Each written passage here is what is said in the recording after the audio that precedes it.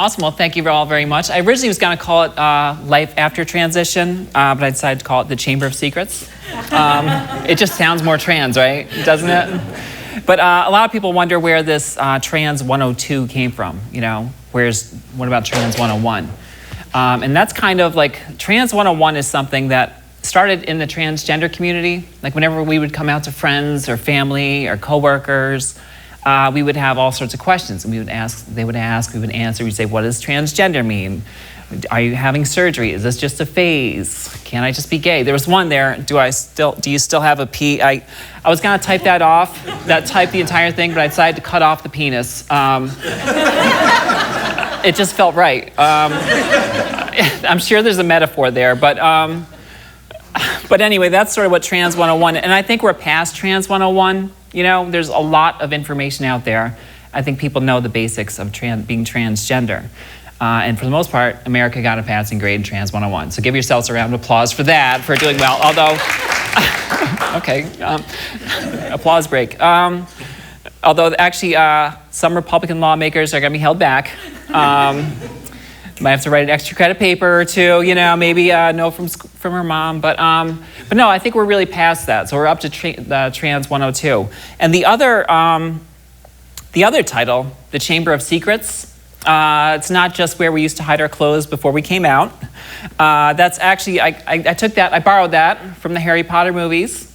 Because remember after the first Harry Potter movie, you know, like Harry beats the bad guy, you know, the Gryffindor wins the cup, everybody's happy. But Voldemort's still alive. Dumbledore's still in the closet. You know, Harry still has to live with his mean uncle and aunt, right? So it's not a lot of things have been resolved. So like, transitioning's a lot like that. I'll go back to that. Transitioning sort of, you feel that way when you first transition. You're like, oh, I did it. I finally did it. You know, this is it. It's all downhill from here. But then there's like life, you know, and life has a lot of obstacles that I didn't really expect. I don't think a lot of people who transition expect. Like for me, it wasn't that bad. I've had it pretty easy, all things considered. Like I remember telling my landlady that I was transitioning, who a Christian conservative, by the way. And I said, by the way, this is what's going on. And she's like, oh, okay. Did someone check your sink the other day? And I was like, she was so cool. She was so accepting. And where I worked at Borders Books and Music. Yeah, I know. Aw. Those poor bookstores. But no, and I had a great time, great supportive staff. They were amazing. They all, like I was one of the managers there. They loved me. Well, I think, or I'm egotistical, I don't know. But I think they really liked me, you know, they respected me. We all got along, things were great. Then they closed down and I went to another store, not as a manager, as an assistant sales associate, whatever they call it. I don't want to mention them by name. It was a national chain of department stores, and I'm above mentioning by name. Okay, I'm past that, especially since they just had their annual Thanksgiving Day parade. Oh, is that a giveaway? A little bit, but no.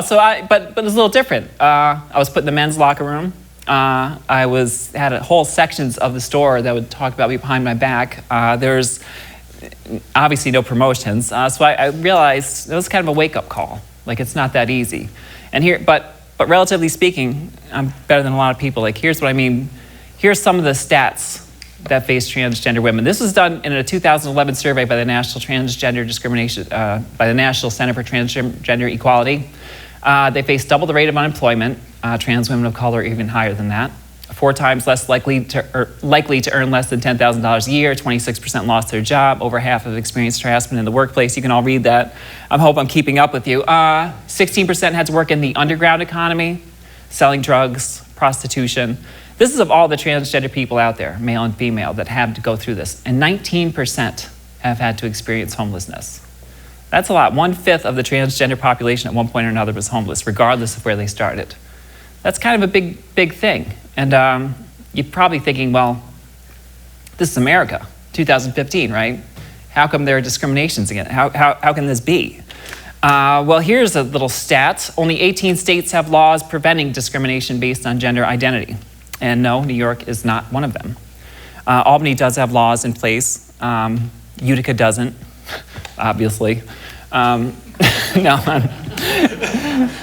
But they have a great beer. But what this means is someone can deny me housing because I'm transgender. They can deny me a job because I'm transgender. They can do this is fine to some people. And you might be thinking like, well, that's not right. Why aren't these being changed? And people are trying to change this. They are trying to pass laws, make laws go into effect that will, provide, equality for everybody, that will, protect transgender people. But eventually, in every one of these instances, what happens is this comes up, the bathroom bill. They refer to it as the bathroom bill. They think that allowing transgender people equality and protection means men will be allowed to molest little girls in the restrooms. Right? Oh no. Which, by the way, bullshit, right? Let's call it what it is, because by that logic, that means that pedophiles can now molest boys in men's rooms. Right? So it's clearly just a scare tactic, and it's this thing. And now, granted, if there's anyone who knows about misconduct in restrooms, it's Republican lawmakers.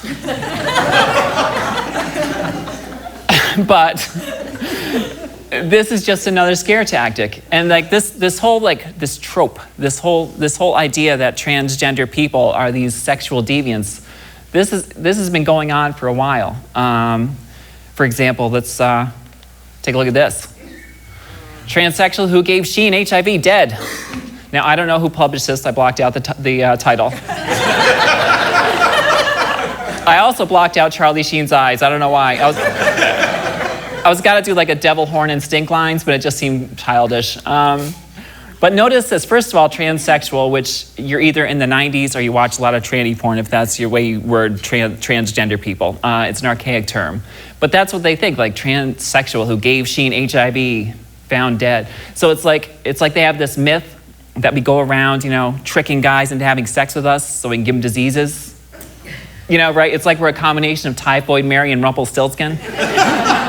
Like, I want your immune system, like we sit in the corner eating T cells, like that's what we do, it's like, but it's not the case. This is not, it's just not true. But that's how people look. And this is on every grocery store in the country. This came out last week. It's not like this came out 25 years ago. Last week, and now it's on every grocery store in the country for everyone to see. And so you wonder how we get a bad rap. Well, this is part of it. And I know this is a tabloid, so obviously, it's not a New York Times bestseller, but still, it's out there and people see it. The other thing that people think of when they think of transgender people, a lot of people in there. Yeah. Caitlyn Jenner. Caitlyn, did you lose your hairbrush again? But that's who people think of when they think of transgender people. She's been in the media a lot this year. I'm not going to give her a lot of slack. She's only a year old, right? I mean, really. So she's got to say some, out there things, and I'm not going to give her a lot of slack. But she doesn't represent the transgender community. She represents the rich white lady community pretty well, But for the most part, she really doesn't. She's rich. She's on red carpets all the time, plastic surgery as much as she wants. She can go out and buy a Porsche tomorrow. That doesn't. I would like to have rich white lady problems. Believe me, I'm getting there, but I'm not there yet. So the fact that people are thinking of Caitlyn Jenner when they think of a transgender person is detrimental to what we're going for. Instead, I would ask that you think of someone like Keisha Jenkins, Zella Ziona, Ezra Page, Blake Brockington, or Leela Alcorn. There's a reason why I picked these 5. I could have picked dozens. They're all dead within the last 12 months. Yeah, so I could have picked dozens of people. Like the first 2, Keisha Jenkins and Zella Ziona, were murdered. They were the 21st and 22nd victim of a hate crime against the transgender community this year. It happened in October, so the year's not over yet. And transgender women of color especially have they are targeted at an alarming rate. If you take all of the murders committed against the entire LGBTQA community, transgender women of color represent 2/3 of those, which is staggering for such a small community. And yet that doesn't get nearly as much attention as Caitlyn Jenner. As for the other 3, they committed suicide within the last 12 months. Blake Brockington lived with foster parents when his parents disowned him. Yeah, he actually won prom king, first transgender student to win prom king. But still, his parents disowned him, and it was that lonely for him. Leila Alcorn, a lot of you have probably seen this picture, made a lot of news. The only reason why we know that she was transgender or committed suicide is because she scheduled a post on her Tumblr page to appear the day after she stepped in front of a truck on an interstate and was killed instantly. Her parents did not accept it, still don't. She was buried with her male name, male clothes. This is kind of tough. And I don't want to spend too much time. I want to lighten the mood really quickly. We need to remember these people. We need to, absolutely. But I'm not at the point where I want to call them heroes. As a transgender person, we need less martyrs and more fighters. And I want to move on from that.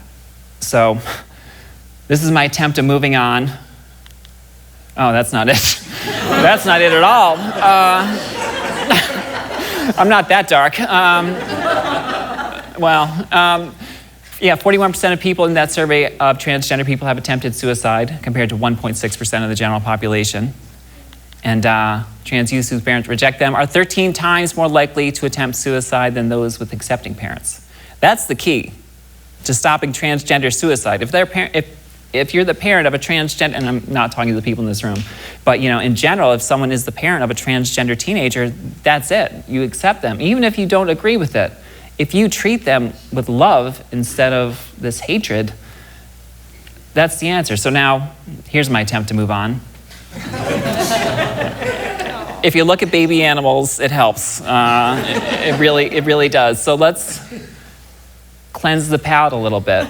We do need to move on because it's not over. It's over. They chose to end it, and it's so sad, but we need to move on. We need to look to other ways to move forward.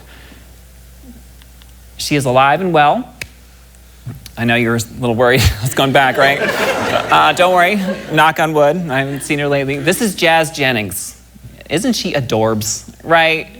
She's an author. She wrote a kid's book called I Am Jazz, meant for little kids to talk about these trans issues. She transitioned when she was 6, loving, accepting parents. She also had a show on TLC called I Am Jazz. She's just, which by the way was taken, probably won't be on again this year because she was receiving death threats. So when you talk about these bathroom bills, this is who you're keeping out of the restroom. You want her to be in a men's room? That's what these bills are fighting. And oh, by the way, a little side note, ironically enough, if those bathroom bills don't get passed, men will have to use the women's rooms. Transgender men would have to use the women's room. So, ironically enough. But that's why this is who I want to look to. We need more heroes. We need more, transgender kids who are doctors and lawyers and not comedians. That's for me, okay? Back off, kids. That's my bag. But, and we are getting there. Like this year there were several transgender prom queens and prom kings, which have made national news, which is cool. I'd rather they were Rhodes Scholars, but it's a step in the right direction. So this is how we move forward. These are some of the great organizations that are out there right now. Trans Lifeline, it's like a, that's not even a joke. No, they're for transgender people run this. It's a suicide hotline, the Trevor Project. There are a lot of great organizations, and we are making progress, but we have to stick with it. We have to still fight. We have to fight this ignorance. And that's really, I think I'm a little short by about a minute or so, but that's really all I have. So I will be around at the Q&A for any questions, if you have any, except for the do you have a pee? That one I won't answer. But that's about it for me. And also, I will be using the women's room later. So, But anyway, thank you all very much. I'm Jaye McBride.